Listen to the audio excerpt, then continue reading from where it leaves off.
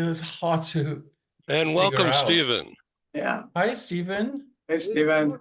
Good morning. Hope Good everybody- morning. We are recording. I just wanted to welcome you guys again into Global TV Talk Show.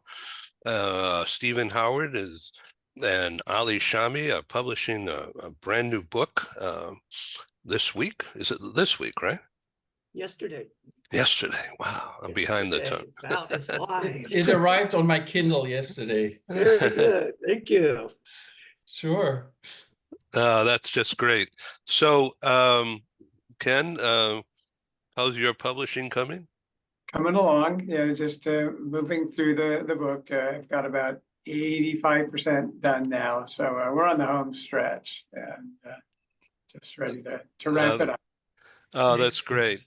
So we have a show that I was excited to put together for today about AI and what it means and how people are using it or are they afraid of it. And several people don't want to be on the show today on that topic, either because they're busy doing other things or because they don't give a darn. I don't know, but we're going to reschedule that topic. So Yeah. let's just call this a circle of masterminds on something or other today, and we'll see who joins us. And I need to say that tomorrow's show, which starts at 7:30 California time Mhm. or Pacific time, is a blockbuster. So I welcome you back if you haven't already signed in for that. I'll be forwarding that link around again today. We have just a tremendous array of international people, and they all want to tell stories, including Ali Shami. So, Mhm. Stephen, I welcome you if you have time to join that conversation, or if you get sick of this, I'll understand. I'll So, be there. all right, good, good. So AI, we can address this. So as I mentioned the other day, I believe you guys were on, just want to talk to the audience for a moment. I've started to use AI reluctantly, but and it's because of Zoom. Zoom is making it easy for me to learn what not to do as well as what to do. And I am just out there in right field on this. I don't know anything, although I know it's all about prompts. And if you say the right things, then you can control or at least manage what AI is going to do to you. And so what Zoom is doing on AI with me at this point is that, and I know you cannot see this, but on my screen, this is a word for word transcript right on the bottom of my screen. That is going to become written. It's like I'm writing a book, Stephen. I mean, it's just word for word BS here. Um, I can't see what they call that. Did they call it BS? Yeah, they called it BS. Wow. Okay. Sometimes when we have a friend from another country, like our good friend Aneta from Germany, it senses, AI senses that there's a different dialect, and then all of a sudden the words become German. And then someone else talks and it switches back to English. It's really weird. So if we learn how to use that basic stuff that Zoom is doing, now Zoom has an advanced model also, but I don't want to touch that at this point. So I'm beginning to see what there is to do. So I'm getting a gallery shot, as you can see, the four of us on the screen. This is called gallery. And then there's a Hollywood close-up version. This has an integrated camera, which means it switches back and forth or does a multi-time recording. So when I'm speaking, I'm the only one showing on that screen when I show that version. And when Ken is speaking, he's the only one big screen CinemaScope and so on. And then I have an audio, which I'm going to turn into a radio show, and then the written, all in one. And so that's why I love Zoom. It is really easy to use and cheap at this stage anyway. And then the quality is pretty good. So I wanted to begin this conversation, and we could end it at 30 past, or continue on if you want. So, Christian, how is your job pursuit going? Well, as you can imagine, it's challenging. First of all, in mobility, there aren't a whole lot of open positions. And when I say open positions, I mean positions that are advertised, that I would either be qualified for. Some of them I'm overqualified. I can't really be a mobility consultant with 5 years experience anymore. It just won't work. So there's not a whole lot of positions out there that are advertised. And then also what I'm running into is that I really want to work remotely. And a lot of the positions do require at least hybrid. One of the positions that I applied for, the main problem was the time zone that I'm in, the Pacific time zone, because my manager would have been in the UK. And the second one that I had a phone interview for, as it turned out, the position had to be based in San Francisco. I'm not moving to San Francisco. I have my family here in Southern California, and I'm going to stay here. Moved enough in my life, I'm good.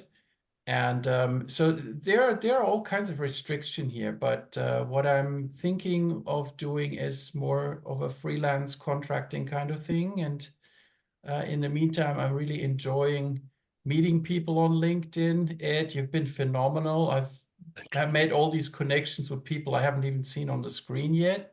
Hopefully tomorrow I will see some of them. And yeah, so that's where I'm at. Thank you for asking. Oh, I'm just really happy to have this relationship with you. I look forward to meeting you in person someday. Yes.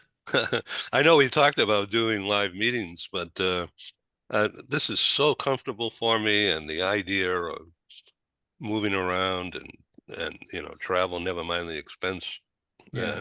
and the pursuit of money to pay for a meal or rent a room, Yeah. just to get people together. This has got to work. And so Yes. I'm really surprised that the job that you briefly described here with your manager in UK, I do that all the time now. You just have to get used to getting messages and being proactive and getting a communication pattern. I get up at 5, 4 even, and to do Europe, because it's 8 and 9 hours apart, and like Dubai is 12 hours from us here, and so you just do it, and you have a delay of finalizing a thought or a project. So you work opposite each other, but the messages are all in writing. It's a record, and you're on screen, and it's okay to look at each other on the screen if you're ready for that, you're mentally ready. So I feel bad for you, because you should have more opportunity. Companies should be more modern. Stephen, what do you think of that? Well, I agree with you, Ed. But the thought crossed my mind, Christian. Since we want to talk a little bit about AI, what if you put into AI your skills that related to the mobility industry and asked it to generate a list of other industries where your skills might be highly needed? That's a Something great you may idea. not have thought of. I have not. Thank you for that. So, Yeah. it's, sometimes one of the things I find, and, when I coach people, particularly, I often talk about, we put ourselves in boxes. I mean, I used to Yes. call myself a marketing person, and I would, in all conversations, because that was the functional area I was in. Mhm. But I'm more than just a marketing person, and I Sure. shouldn't say just, but I'm more than, I can do leadership, I can do writing, I can do other stuff. So I've learned to teach myself to stop labeling myself. So like, I realize mobility is where you're most comfortable and Yeah. where you've got the expertise, and there's no doubt about that, but there might be an opportunity in other industries. Yeah, So just a thank thought you. crossed my mind. That's a Thank you. great idea, and I Thank put you. that down. I will definitely try that out. Thank you, I do- everybody. I don't know. I'm not an expert in AI. I'll try that. We need Melissa to come in here and send some prompts for you. Yeah, I'm going to talk about that in just a minute. Let's welcome our friend Alexander from Berlin. Hello, my friend. It's been Hello, everybody. Hello, many Alexander. months. So, Alexander, this is Christian Turnedin, who's part Hi, German, Christian. part Swiss. And Alexander's in Berlin, and he is a longtime professional in immigration related to global mobility. And Stephen Howard, author of 22 books on leadership, 23. Wow, Yeah, amazing. yeah, and a coach and a good friend, and been on our program 100 times, I think. And Dr. Ken Lloyd, also in Southern California, he's an author and a writer. And so, Alexander, why don't you self-intro yourself a little bit better than I just did? My pleasure. So first of all, hello, everybody. Nice meeting you. My history is actually on immigration. I formed a company about 14 years ago, and we are quite successful in this area. In the meantime, we have over 100 employees, so it works quite well so far. Prior to that time, I'm coming from the IT area, actually. I became a CIO of HP Germany. I worked at Siemens globally, also in IT outsourcing. So I had about revenues of about $500 million with 7,000 people in total. So it was quite a successful career which I've had. But after this career, I decided to open up my own company and to work for my own money. And so far, it was very successful. We are moving quite fast. We have started in Germany, and now we are internationalizing our company. We have formed a new company in Austria. Last year, we opened up a company in Madrid, Spain. We are currently in the process of opening a new office in New Delhi. And maybe end of this year, beginning of next year, we will start to develop some new business in the US. So coming over to you. So, Alexander, I want to be sure that you and Christian connect. Christian is a longtime professional in the global mobility management things based in Southern California, and he's currently looking for the next position. It sounds like you could use some mobility help. Oh So, yeah, especially so when we enter please the European. introduce yourselves on the chat, okay? We will. Okay, Christian, I'm giving you this. Thank Take you. it. Okay, Dr. Ken Lloyd is a famous author, and particularly in Southern California, and been on Good Morning America and all these different TV shows over the years. Is that just because of the theme of jerks at work that you're famous for? No, fortunately not. I think Okay. on the very first time you asked me about that, I think it said it's actually autobiographical. So it's a little scary. No, I enjoy writing on business topics. I've done books on sales, selling sales. In fact, years ago, one of the first books I did was with Dr. Donald Moyne, where we had studied salespeople and some of the techniques that they use. And we found that a lot of what they're doing is similar to what hypnotists do. And we called the book Unlimited Selling Power, How to Master Hypnotic Selling Skills. So anyhow, very, very, very interesting. Notice that repetition. Repetition is mesmerizing. It's not very interesting. It's very, very, very interesting. Anyhow, that's one little piece, but it was interesting. And you mentioned storytelling. The great salespeople use storytelling. As we talked last week, they use pacing and mirroring and so forth, which is a lot of what hypnotists do as well. So anyhow, right on that, right on leadership, employee motivation, and people problems at work. I had done a I had a workplace advice column for like 20 years where people were writing in about basically about their coworkers. It was people at work. So I had a lot of data on some of the most bizarre behaviors at work that one can imagine.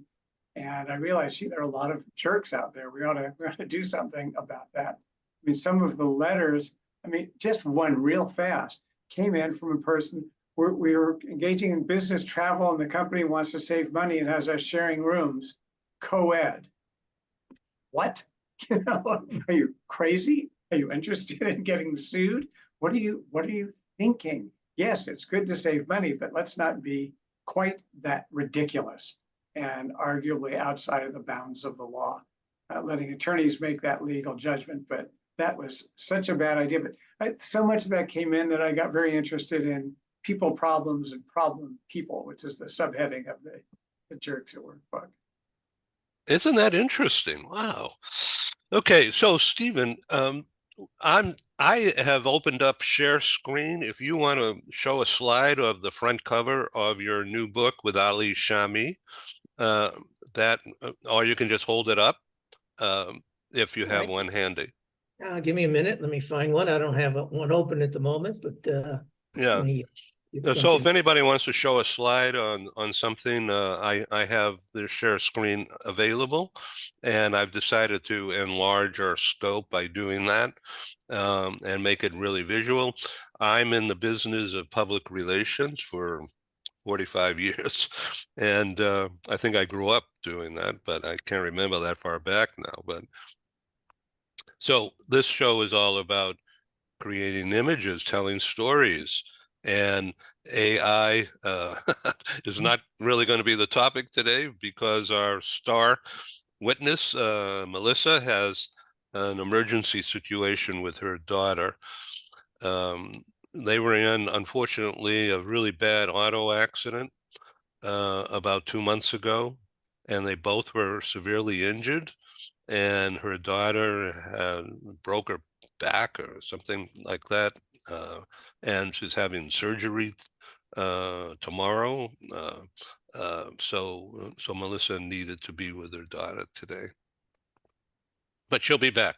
We've communicated just before the show started, and she sent me her doctor schedule for herself and her daughter all the way through September. Oh my God.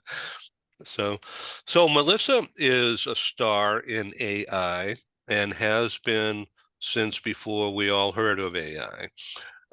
She's a recognized genius in that field by the industry, and she's an executive with Deloitte Technology and in charge of many programs.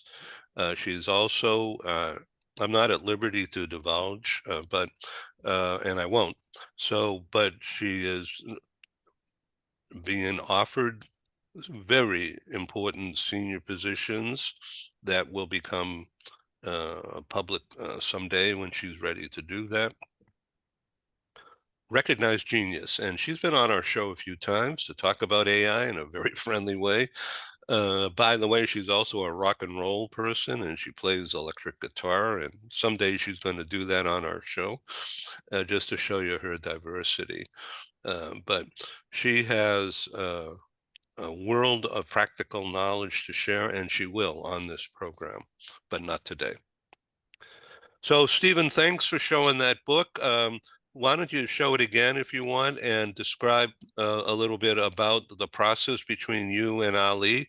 I was very happy to be able to bring people together in the past 4 years using the TV. And Ali and Stephen met and hit it off. And so, Stephen, you're a coach. You're getting people to be comfortable with you and the idea of writing a book. And I've often thought of that, but I'm not comfortable with myself doing that yet. But someday I will, I think. So here we have an international audience, and this book theme, Alexander, how does that hit you? Amazing. This is exactly what I like to read, actually. Very nice. It's coming in time because we are currently looking into this area, which is interesting. Yeah, great. Okay, so you guys please exchange messages on the chat for future follow-up. So how long did it take you and Ali to go from start to today? It was about 18 months, Ed, altogether. Mm. And part of that was, Ollie retired from the Boeing company. And we started off, he called me one day after we met through you, and the conversation was he wanted to write a book. And I said, okay, I can coach you through that. I can help you with that. And we got talking. He goes, no, you misunderstood. I want to co-write the book with you. I go, oh, okay. I hadn't really thought about that. So that's how we started. And then the interesting part of the process, as you can imagine, this being my 23rd book, my functional area in the business world was marketing, creativity, branding. So, I'm kind of that creative, non-disciplined type person. And Ali is an engineer with a master's degree in engineering, working for 24 or 25 years for the Boeing company. He's very process oriented. And so I would say things like, oh, yeah, we'll do this down the road. We'll do that. Oh, no. Okay. When are we going to do it? Let's put a deadline to it. Let's put a flow chart together. And so it's a great experience, but probably the best experience of it all. We'll talk more about this next week when we're both on your show together. But, Ali, born in Lebanon, moved to the United States around age 20, and therefore spent almost all his adult life as an expatriate living in the United States, but dealing in the international world with Boeing. I mean, from Boeing, he had assignments in the UK, he had assignments in Italy, he had customer relationships in the Middle East that he was responsible for. And then you have me, born in the United States. I left the United States when I was about 23, I think, and have spent almost my entire adult life living outside the United States. I lived in Asia for 21 years. I lived in Australia for 12, Mexico for 3.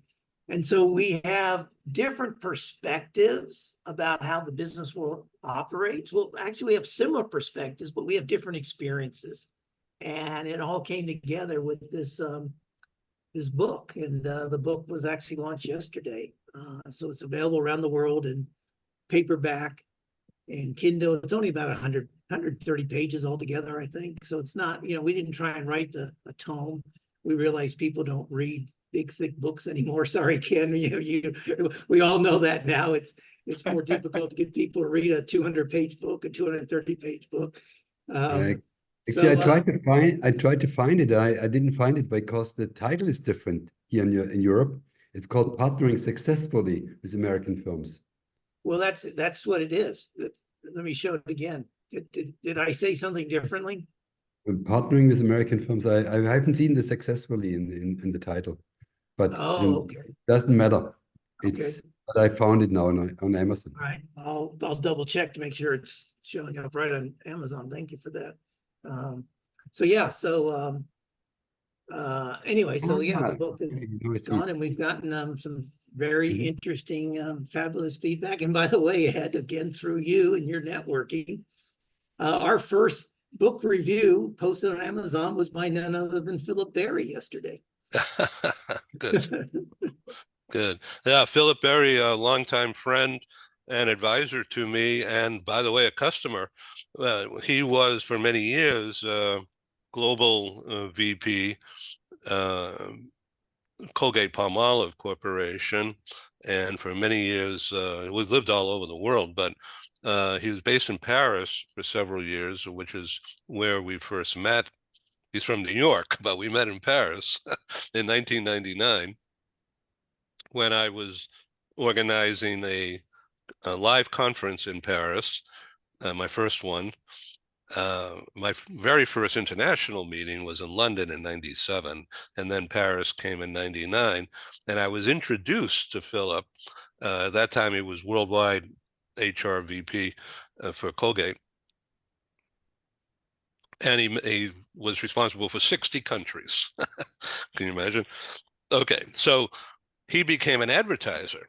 He bought the back cover of magazine I was producing at the time, a print magazine called Corporate Relocation News, which morphed into Global HR News.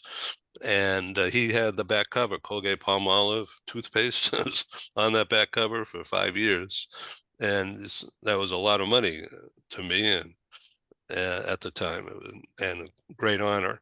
So Philip has been on the TV show a lot. And when I have done meetings where we've been in the same town, he always shows up and speaks. So he's enjoying retirement now and based in Fort Lauderdale, Florida, and also in the Caribbean. So I'm really glad that you guys hit it off. So Alexander, have you met a gentleman, a fellow German guy who's now in the U.S., Rainer Lomb, Lomb? He's an No. author, but he at the time was with, based in Germany, HP Software. And he was a senior guy. I don't know whether he was president, but he's in C-suite. And he's become a client of mine. We've done a couple of TV shows. We have one coming up in July on his books. One of them is called Aspire, and it's about emotions, how guys need to understand their emotions in order to be an executive today. Ken, that sounds logical, doesn't it now, when we think about it? Oh, absolutely. And not only understanding one's own emotions, but having a high quality of empathy as well. There's far more talk about understanding your employees as individuals, what are their needs, their motivations, their drives, as well as looking introspectively at yourself as this whole area of your emotional IQ. Lots been written about that, but sure, the more understanding self-insights that you have, combined with those insights into others, really understanding your employees, a better manager, leader you're going to be, the more effective you're going to be at your work. And speaking of effective, Steve, I like you in your title of the book, you have successfully written in red, then underneath in the subtitle, you have effectively work with U.S. business people. I like that a lot. I also have to say, just sidebar note, I think that puzzle background is brilliant because without saying it, it's saying, working with Americans is a little puzzling. Here's the whole puzzle together. You can deal and put these puzzles together in terms of dealing with U.S. business people. It's very subtle, but I think I think the cover is brilliant. I really do. And I am judging the book by the cover, by the way. So, one of the slogans you throw out, Steve, is throwing me under the bus. And so that's just an aggressive American attitude that's pretty ugly. Ugly, and people don't understand it. In fact, so at the back of the book, we now have just over 100 idioms, American idioms, for people to understand things that Americans say.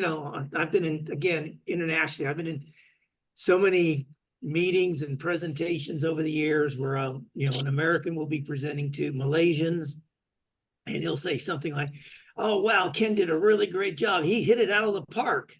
Huh? Hit what? What? And of course, to Malaysians, a park is more like a city park, something you'd walk your dog through, go jogging on, or something like that. Not a baseball stadium, not a stadium that holds 45,000 people.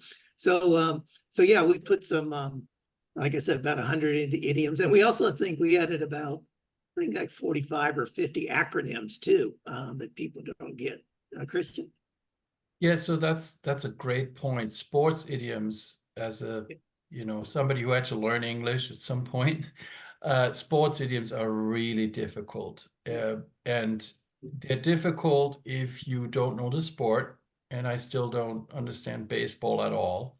And they're particularly difficult if you aren't interested in sports to begin with. So you look it up and you realize, oh, it's baseball. And then you go, okay, how am I even going to figure out what this really means? I just have to learn it by heart.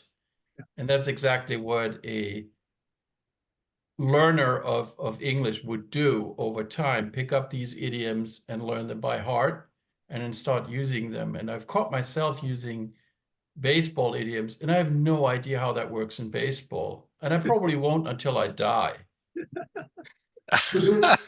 But that's how this works. Yeah. One of the idioms in the book, which is a European you find funny, and Alexander just left, but Americans have a phrase called "we're going Dutch." Yes, Yeah. I had Basically, to that learn means- that too.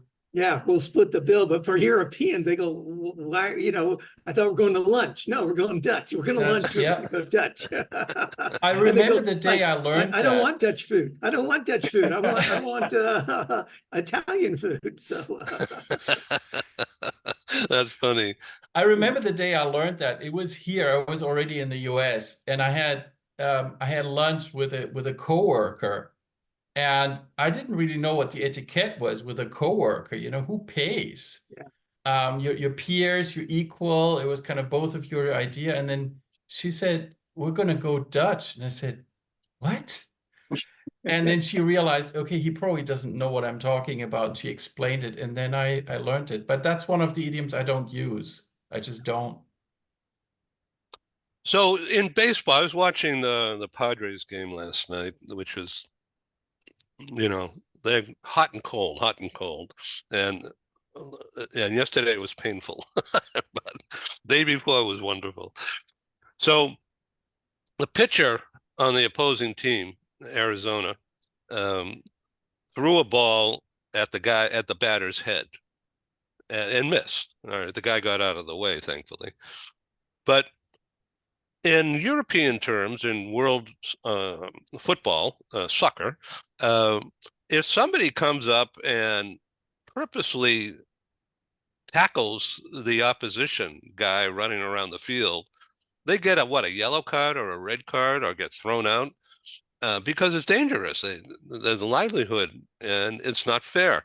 So in baseball, though, that pitcher who threw that ball, even though it may be a mistake, the ball was supposed to be at the chest level, not the head, and the guy ducked out of the way.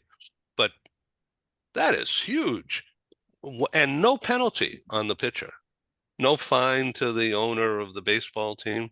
I mean, some of this stuff is hard to believe, and it ties into this European view of American aggressiveness and rowdiness and like Buffalo Bill.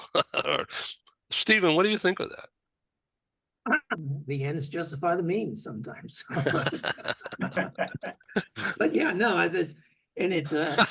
Americans do come across as aggressive, and partly is, again, it's the business culture. Again, it's the reason for the book is that, when I go to Japan, and I hate golf, I admit it, I've played it a dozen times or so in my life, but golf bores me. And watching golf on TV to me is very boring. So I would never do that. But before I go to Japan on a business trip, I will go to the websites. I'll find out who's won the latest tournaments. I'll find out what the next big major tournament is. Like, is it the Open, and you don't call it the British Open, it's the Open, or is it the US Open, or the Masters?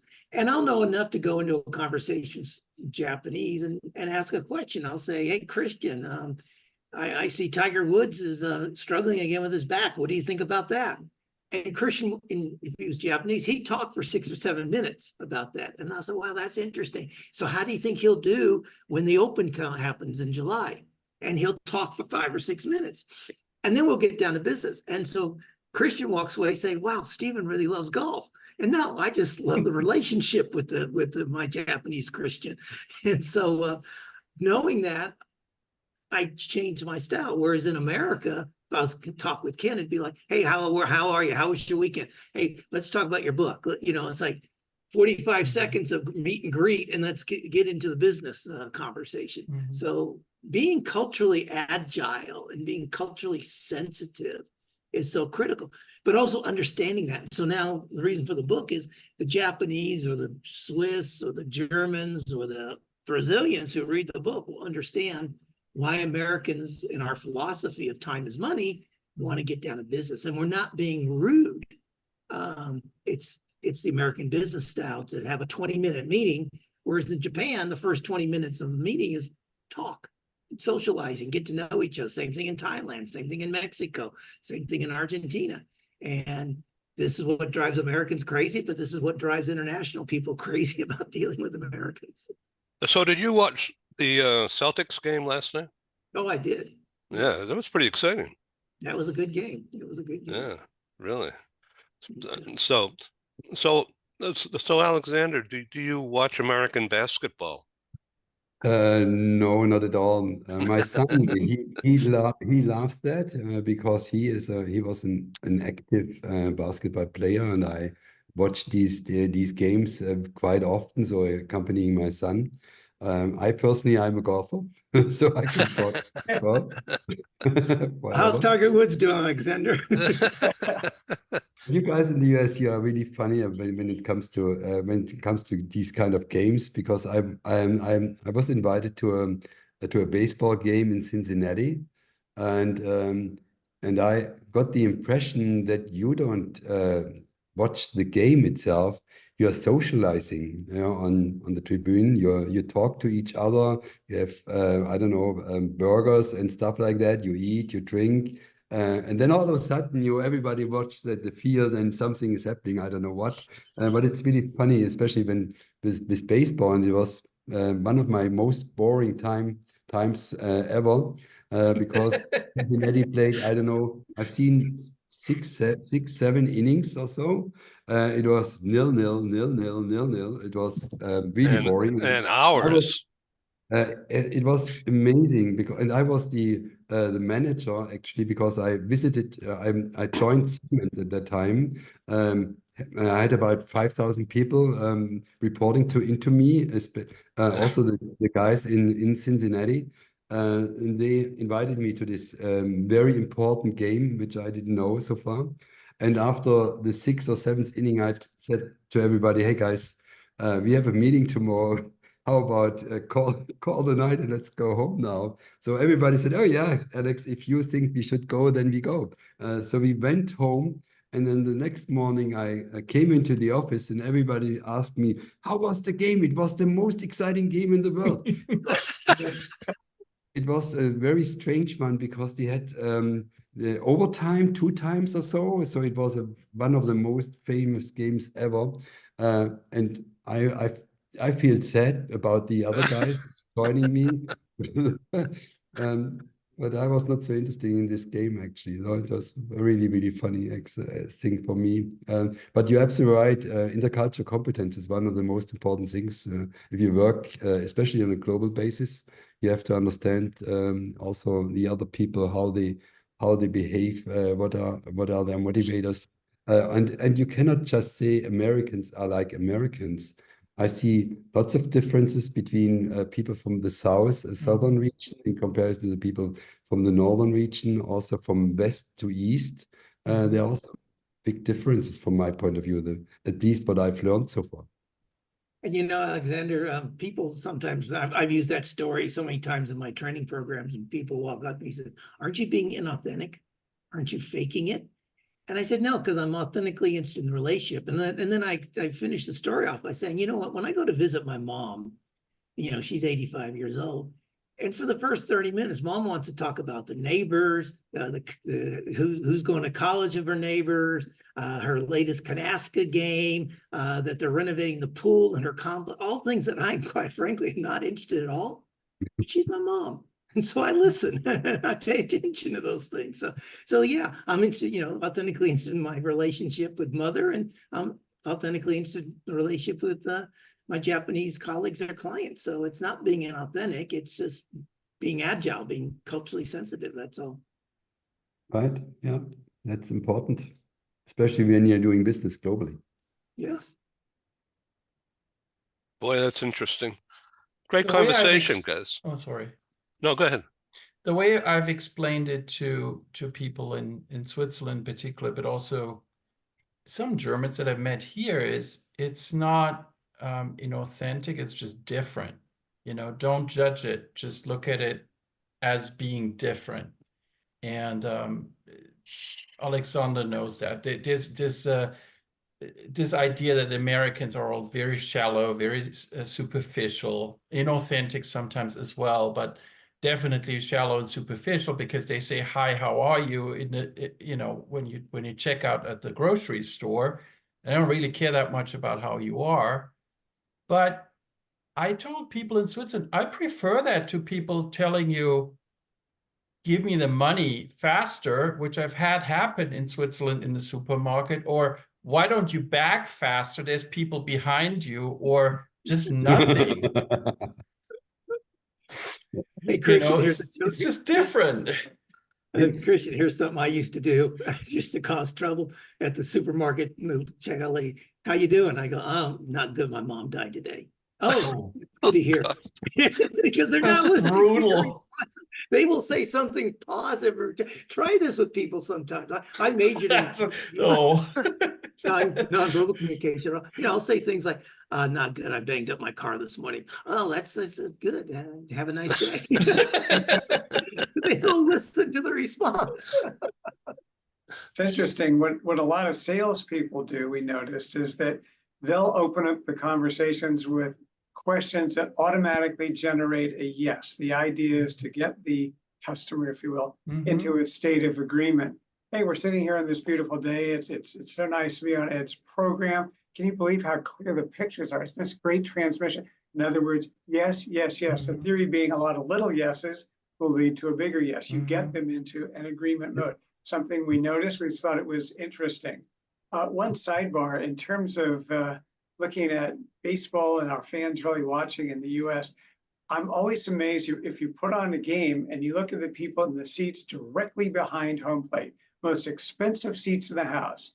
And what are they doing? They're eating, they're talking, they're texting, they're up, they're down, they're here, they're there on a key game.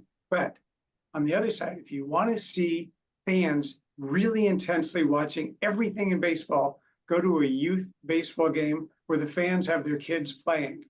Oh my God, then it's way too much. You know, chill, relax. It's a game. At my grandson's field, there are signs up that say, these are children playing. All the coaches are volunteers.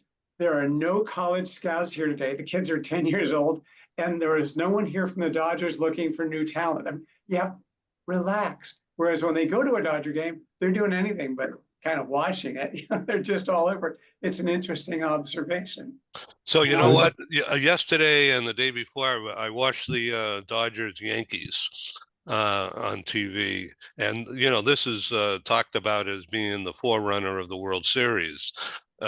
These two teams, both are very, very strong, and this was in Yankee Stadium, and every seat was filled.